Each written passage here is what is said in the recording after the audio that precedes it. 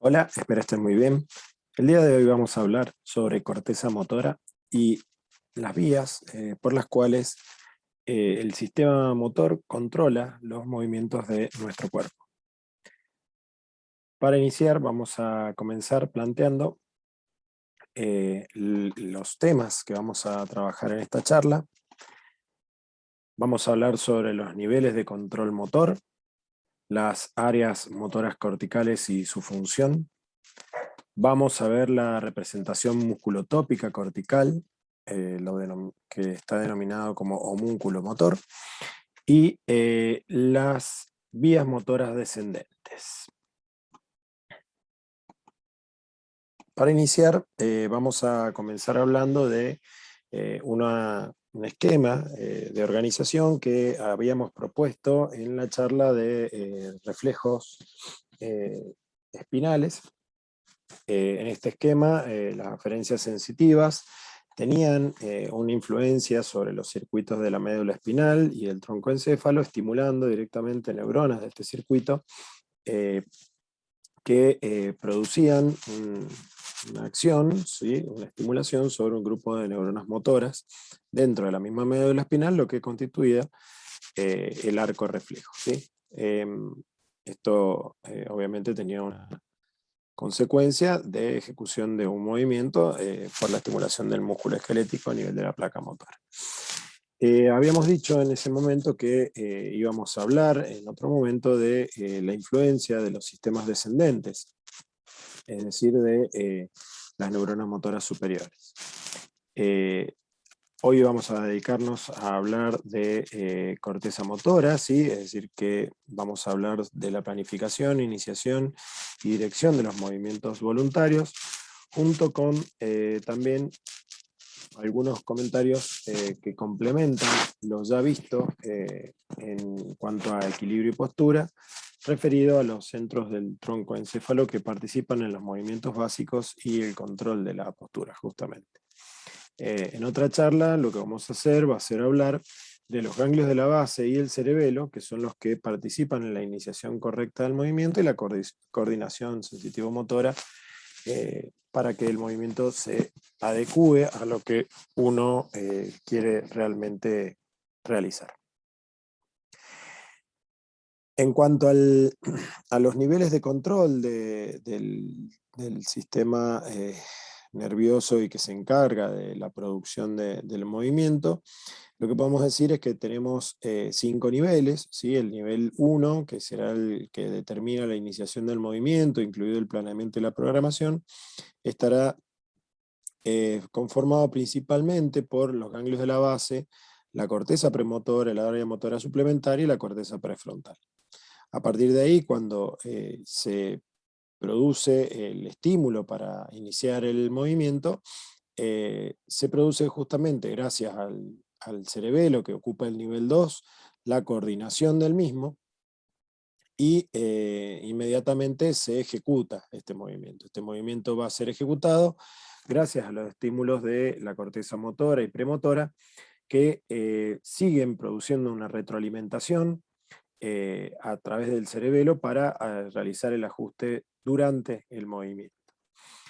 Por otro lado, estos estímulos van a viajar por el tracto córtico-espinal y los que se denominan tractos extrapiramidales. Vamos a ver que están conformados por la vía o fascículo vestíbulo espinal, tectio espinal, retículo espinal y rubro espinal, y que lo que se van a ocupar principalmente es de actuar sobre la médula espinal, ya sea en interneuronas principalmente, o directamente produciendo el agonismo de la motoneurona inferior. Ahí es donde está el nivel 4, ¿sí? Del aparato motor de la médula espinal, y el nivel 5 estará obviamente en la vía final común de la ejecución de todos los movimientos, que será el agonismo de las fibras musculares que están inervadas por estas vías. Todo esto va a seguir produciendo una retroalimentación continua durante la ejecución del movimiento a través de de los estímulos y de las interneuronas que actúan a nivel de la médula espinal, y también a través de los receptores proprioceptivos, usomusculares y órganos tendinosos de Golgi, que van a enviar información de retroalimentación continuamente para ajustar la ejecución de ese movimiento. Muy bien, entonces ahora lo que vamos a hacer es hablar un poco de cómo está organizada la corteza motora dentro de las áreas corticales, y la corteza motora está, digamos, todas las áreas corticales motoras están constituidas principalmente por la corteza motora primaria. Sí, ya vamos a ver particularidades respecto a ella, pero recordar que se ubica por delante de la cisura de Rolando, por delante de ella el área premotora y el área motora suplementaria por delante de estas. Y además de esto, vamos a tener la participación de otras áreas, ya vamos a ver, que tienen importante influencia en lo que son movimientos oculares y movimiento también de control de algunos reflejos. Pero hay otra área motora importante, que es el área motora singular, ¿sí?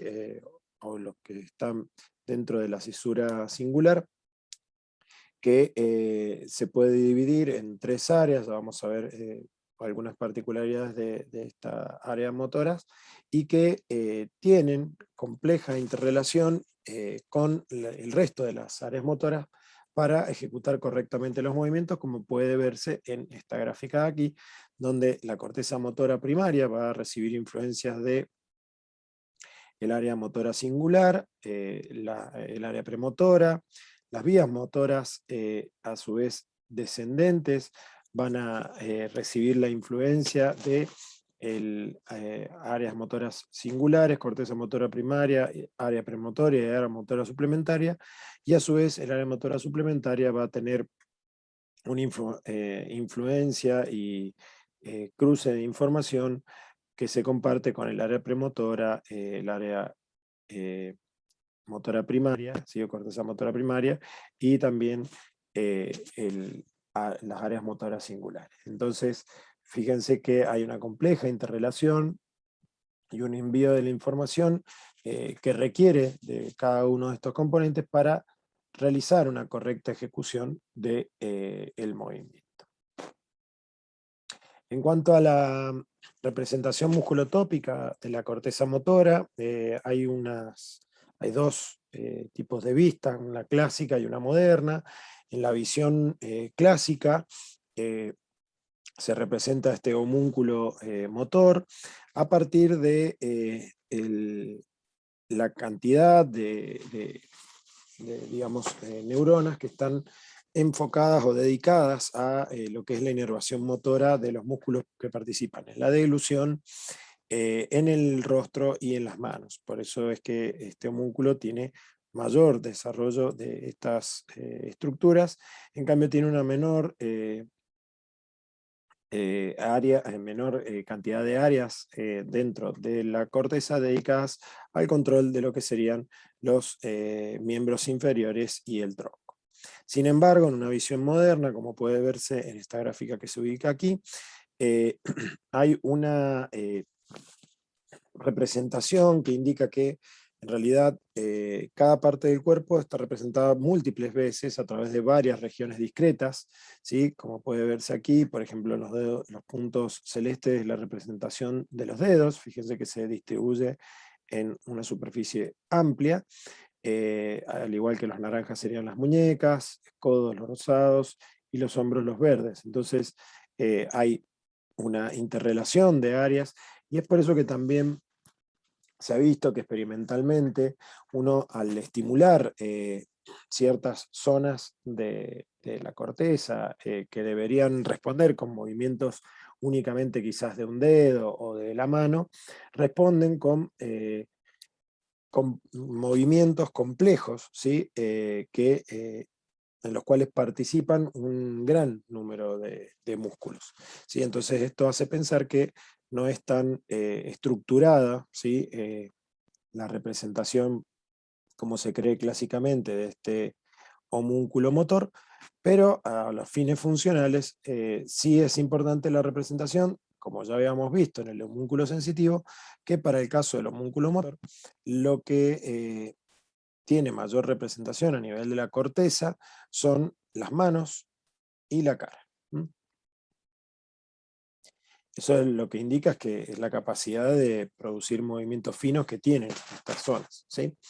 En cuanto a las distintas áreas, vamos a ir viendo algunas particularidades de las áreas motoras principales para después poder enfocarnos en lo que son las formas por las cuales estas áreas van a llevar la información hasta el lugar donde se tiene que producir el movimiento, es decir, a nivel muscular. La corteza motora primaria ocupa la primera circunvolución de los lóbulos frontales, por delante de la cisura de Rolando, como ya había comentado. Comienza desde la zona más lateral, situada en el surco lateral, la cisura de Silvio, y se extiende hacia arriba hasta la porción superior del cerebro y a continuación desciende por la profundidad de la cisura longitudinal. Esta área es la denominada área 4 de Brodmann, y recibe aferencias del área motora suplementaria, área premotora, corteza somatosensitiva primaria, cerebelo vía tálamo de los núcleos ventroanterior y ventrolateral, y también del sistema de la columna dorsal y el lemnisco medial vía núcleo talámico ventroposterior. ¿Sí? Entonces, esas son las aferencias del área 4. Mientras que las eferencias serán a través del tracto córtico-espinal, o lo que se denomina vía piramidal. El tronco cerebral también recibe eferencias que provienen del área motora primaria. Estas eferencias van a nivel de la protuberancia, cerebelos, núcleos de nervios craneales y tractos extrapiramidales. En cuanto a su función, lo clásico es que el área motora primaria se encarga del control de la musculatura distal y de los movimientos finos precisos, y tiene papel en el control reflejo de los movimientos, como vimos en la charla de reflejos espinales. Algo que muchas veces orienta también a la función de un área determinada es qué ocurre si se produce una lesión en esta área. Cuando se produce una lesión en el área motora primaria, se produce la pérdida de reacciones de apoyo y de enderezamiento, con ausencia de movimientos de manipulación, de movimientos que sean precisos, justamente. En cuanto al área premotora, está a 1 a 3 centímetros por delante de la corteza motora primaria, y se extiende hacia abajo en dirección al surco lateral y hacia arriba en dirección a la cisura longitudinal, donde limita con el área motora suplementaria. Esta constituye la parte lateral del área 6 de Brodmann, que es la que está dibujada en esta gráfica que está rotando. Y sus aferencias provienen del área motora suplementaria, la corteza prefrontal, la corteza somatosensitiva y visual, el cerebelo vía tálamo a través de los núcleos ventroanterior y ventrolateral, y los ganglios basales vía tálamo a través de los núcleos también ventroanterior y ventrolateral. Es importante comprender que las eferencias del área premotora van a ser muy parecidas a las del área motora primaria, ¿sí? Teniendo eferencias hacia esta última área que acabo de nombrar, el tracto córtico-espinal por la vía piramidal, el tronco cerebral a través de la protuberancia cerebelo y las vías extrapiramidales. La función es el control de la musculatura proximal y el control de la secuencia de movimientos y de la preparación para su ejecución. La lesión del área premotora suele asociarse a paresia ligera con deterioro de los movimientos finos y déficit de las tareas de ejecución visomotora. En cuanto al área motora suplementaria, tenemos que indicar que está ocupando principalmente la cisura longitudinal, pero se extiende unos pocos centímetros por la corteza frontal superior. Es la parte medial al área 6 y parte del área 8 de Brodmann. Sus aferencias llegan por la corteza, desde la corteza prefrontal, los ganglios de la base, vía el tálamo, núcleos ventroanterior y ventrolateral, y la corteza cingulada anterior, el área también motora suplementaria contralateral, envía estímulos al área motora suplementaria, envía información lo cual se relaciona mucho con la característica motora o de influencia del área motora suplementaria, que es la coordinación bilateral. Las eferencias van a ir hacia el área motora suplementaria contralateral, el área premotora y la corteza motora primaria. Su función tienen principalmente un papel importante en la iniciación y planeamiento del movimiento y en la participación de la coordinación bimanual, como comentaba recién. La lesión va a producir una acentuada reducción de la actividad motora espontánea con presión forzada y falla en la coordinación bimanual. En cuanto a otras áreas motoras de interés, tenemos que hablar del área de Broca, que es muy importante porque es el área encargada de la expresión del lenguaje. Está constituida por el área 44 y 45 de Brodmann en la corteza prefrontal posterolateral y parte del área premotora. ¿Sí? Es esta que se ubica aquí. También tenemos áreas importantes como la de los campos oculares frontales, que es el área 8 de Brodmann, el área premotora por encima del área de Broca. ¿Sí? Esta zona de aquí, que participa de los movimientos de los ojos voluntario en forma dirigida a un objeto y controla también el parpadeo, participando de algunos reflejos como la contracción y la dilatación pupilar. También tenemos áreas de rotación de la cabeza y movimientos manuales finos que se ubican por encima de estos campos oculares frontales, y la corteza parietal posterior, que es el área 7 de Brodmann, participa en el control visual del movimiento. También tenemos las áreas motoras singulares, como habíamos comentado recién, que se dividen en dorsal, ventral y rostral, que se ubican en la cara medial del lóbulo frontal y participan en la preparación y ejecución de los movimientos. Entonces, lo que podemos ahora generalizar, digamos, en cuanto a la organización neuronal dentro de la corteza motora, tenemos que tener en cuenta que se organizan las neuronas dentro de la corteza en 6 capas, ¿sí? Al igual que lo que pasaba a nivel sensitivo, estas capas van a, de acuerdo al estrato donde se ubique, van a ocuparse de recibir información o de enviar información, ¿sí? Las capas 2 a 4 principalmente se encargan de recibir la información que proviene de las vías aferentes, y la capa 5 es la que, de la cual van a surgir las células piramidales que van a dar origen a las vías córtico-espinales. En la capa 6 hay fibras de conexión intercortical, es decir, que van a llevar información a otras áreas corticales. Cada columna estimula un grupo de músculos sinérgicos y inclusive algunas pueden estimular un músculo individual. Y es importante también conocer que dentro de esta organización neuronal de la corteza motora hay 2 tipos de neuronas dinámicas y otras neuronas que son estáticas, ¿sí? Estos 2 tipos neuronales van a permitir en un momento producir la contracción muscular, ¿sí? Este tipo de neuronas dinámicas, aunque están presentes tanto en la corteza motora como en el núcleo rojo, están en mayor concentración en el núcleo rojo. Hay una segunda población que es importante, que son las neuronas estáticas, y disparan a un ritmo más lento. Lo que hace es mantener la fuerza muscular durante toda la ejecución del movimiento, ¿sí? Entonces, este grupo de neuronas se encuentran más concentradas, o hay mayor cantidad, en la corteza motora primaria, a diferencia de lo que ocurre en el núcleo rojo. Entonces, estos 2 tipos neuronales son importantes porque unos permitirían rápidamente ejecutar el movimiento, ¿sí? Induciendo la contracción muscular, y las otras, las estáticas, al ir produciendo una descarga más lenta, mantienen el movimiento durante toda su ejecución. En cuanto a las conexiones que hay entre las estructuras dentro de la corteza motora y las estructuras subcorticales, como ya habíamos dicho, tiene una alta complejidad y una gran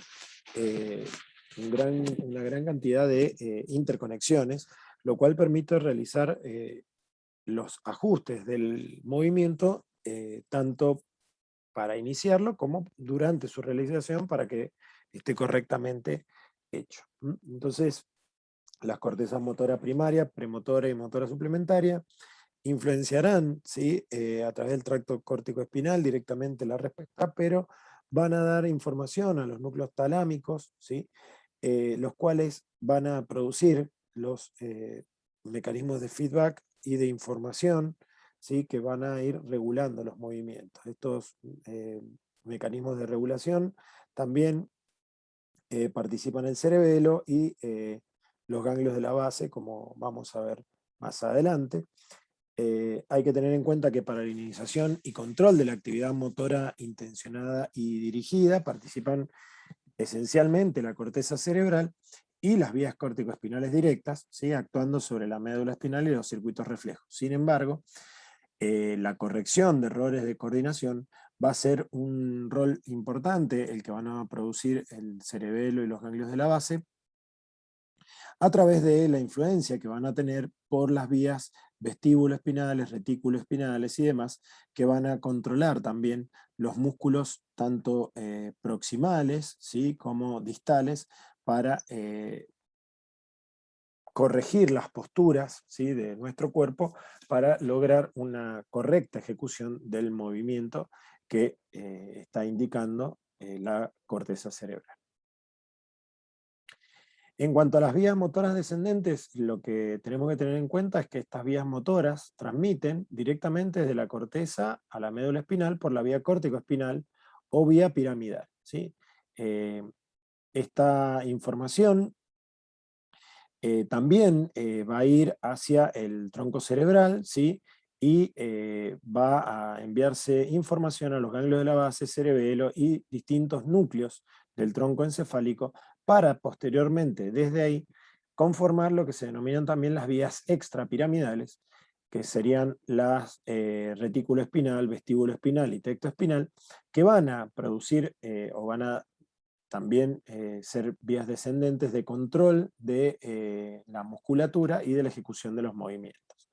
La rubra espinal es la originada en el núcleo rojo y tiene la particularidad de que aunque no está originada en la corteza motora, sí constituye lo que se denomina el grupo lateral, ¿sí? Que inervan la musculatura distal, ¿sí? Encargada de los movimientos finos, ¿sí? Ya habíamos dicho que particularmente el núcleo rojo y la corteza tenían estos dos tipos de neuronas estáticas y dinámicas por los cuales participaban en la ejecución de estos movimientos, mientras que el grupo ventromedial, ¿sí? Que son las motoneuronas provenientes o que viajan en los tractos vestíbulo espinal, retículo espinal y tecto espinal, inervan la musculatura axial y proximal, encargados entonces principalmente del equilibrio y la postura.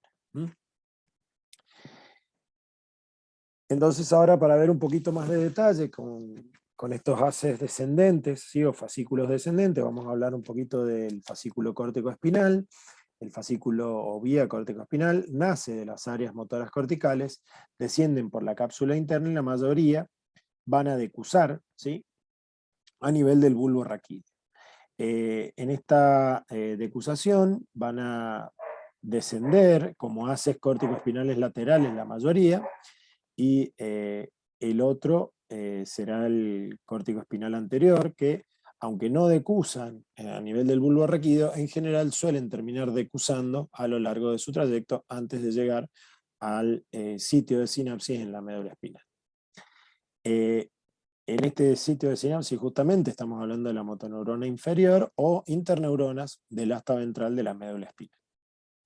Aquí en esta gráfica también puede verse la influencia de la irrigación, ¿sí? Particularmente de la arteria cerebral posterior, donde la afectación de la irrigación a través de este vaso producirá una alteración en los estímulos motores que tienen que llegar a nivel periférico, y esto suele verse asociado a ACVs isquémicos o hemorrágicos. En cuanto al fascículo rubro espinal, digamos, y también el retículo espinal, son vías, recordemos que no están originadas en la corteza, sino en el tronco encefálico. Y estas vías son importantes porque llevan información, por ejemplo, la rubro espinal y la retículo espinal, y también vamos a ver la vestíbulo espinal, que permiten principalmente el control de los movimientos antigravitatorios, y por tanto nos permiten adoptar ciertas posturas para facilitar el movimiento de los músculos para lograr un movimiento fino, ¿no? Entonces es importante tener en cuenta que todas estas fibras o estos haces descendentes van a terminar produciendo fenómenos de convergencia a nivel medular, como puede verse en esta gráfica aquí abajo, donde a nivel medular, en los lugares donde van a ser ya sea las sinapsis con interneuronas o directamente con la sinapsis con la motoneurona inferior, hay gran confluencia de distintas vías y cada una de ellas va a producir distinto nivel de control, como puede ser el haz, como comentaba recién, el sistema reticular pontino y el sistema reticular vulvar.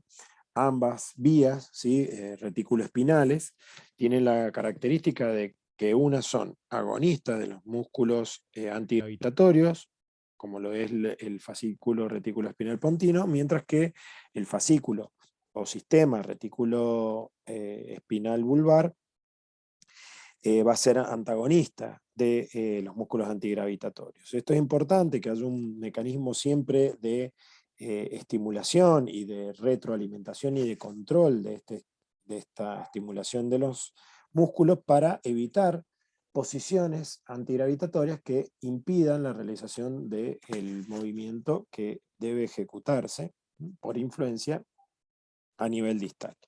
En cuanto a la vía vestíbulo espinal, que ya han visto en otros teóricos de equilibrio de postura relacionados al aparato vestibular, ¿sí? La fascículo vestíbulo espinal lateral y medial, tienen un rol también parecido al sistema reticular pontino, ¿sí? Donde tienen la capacidad de excitar los músculos axiales antigravitatorios.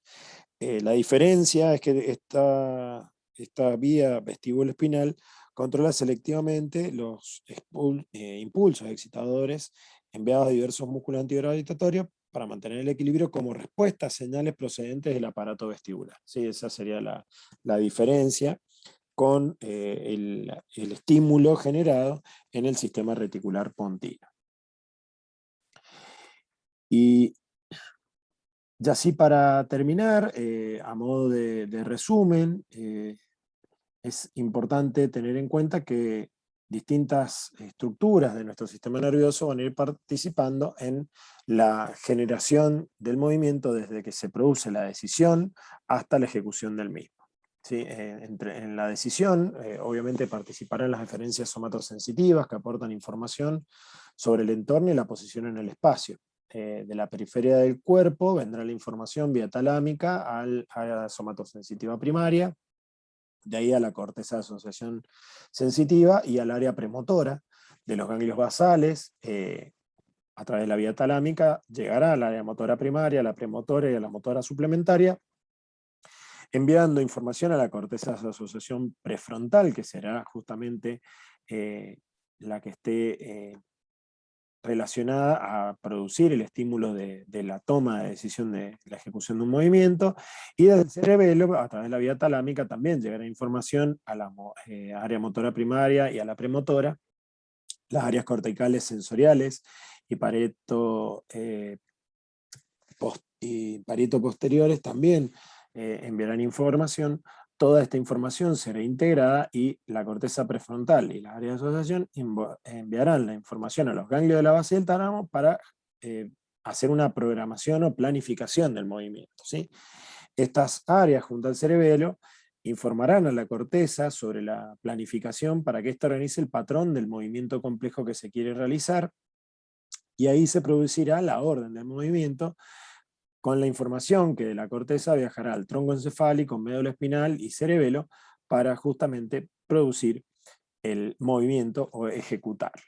Esta ejecución del movimiento tendrá la participación del tracto córtico-espinal, que irá directamente a los músculos esqueléticos, ¿sí? Pasando por la médula espinal. También ya vimos el resto de los tractos, ¿sí? Que conforman lo que se denominaba anteriormente los haces extrapiramidales, y el cerebelo será el encargado de realizar las adaptaciones posturales, integrando la retroalimentación de los receptores sensitivos periféricos, y los ganglios de la base también proporcionan información de postura, equilibrio y marcha al tronco encefálico, todos ellos para ajustar el movimiento que se está realizando. También habrá retroalimentación sensitiva, principalmente por propioceptores y receptores táctiles, que permitirán ajustar la fuerza y la duración del movimiento, ¿sí? Para cumplir la función que se desea ejecutar.